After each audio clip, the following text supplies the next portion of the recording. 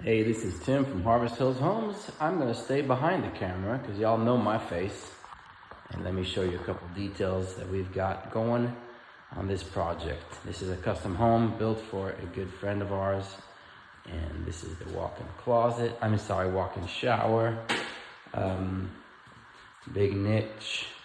The painters left the paper on the floor, on the tile, which I really appreciate because there's so much going on these homes. This is before they're finished. We got 8-foot doors, 10-foot ceilings. This is our built-ins for the master closet. The little bench. Now the plan showed 2 faux windows from the outside. And the customer was like, no, I want daylight in my closet, which is great. But you also lose this whole wall for storage. So that's one thing you have to consider. What do you want, a window? You want storage in a closet. But because it was the front of the house, I guess it kind of made sense also to make it match the other side. But there's a lot of considerations to be made in construction when you choose one option over the other. It's like, okay, what are you losing with your choice, right? A little hall closet. We do all custom closet shelving in our homes just because the savings are not worth it to me.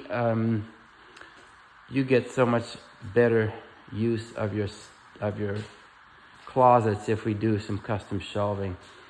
We set the cabinets yesterday, and we just have to tweak some of the other boxes.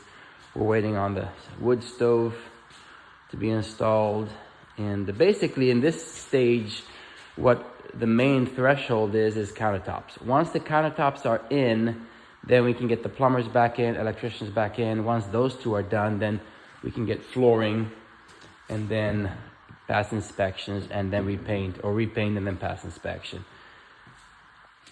This house has a lot of detail in woodworking, so the woodworking carpentry expense is pretty significant for this size house. So it's not just a simple spec house. For example, these stairs, this kind of railing, it's quite an upgrade from, I can do this with pony walls and simple handrails and then carpet down the stairs, which looks also really nice. But this is probably close to $5,000 extra to have this kind of setup done with oak, red oak handrails and metal wrought iron spindles. But it definitely will appraise too as very, much a step up from just regular drywall with a 1x6 cap on it. So I'm here today to keep setting the cabinets so that we can get the countertops measured. Still dark in here. Big bonus room here. So the plans in this bonus room call for the walls to come down from here down. Now, per code, nothing below 7 feet can be counted as living space. So technically, roughly where my hand is, down higher than that, you make a straight wall, and then you lose that space, so you make a little attic crawl space. The customer wanted to go all the way, and it makes a lot of sense, because you could put a couch with the back of the couch being roughly here, and you gain 4 feet of floor space. So we ended up adding about, I want to say 100 square feet to this space just by having, instead of the 7-foot wall and then going down, pushing it all the way to the 2-foot wall pony. So from there, from the baseboard up to the angle is 2 feet versus 7 feet.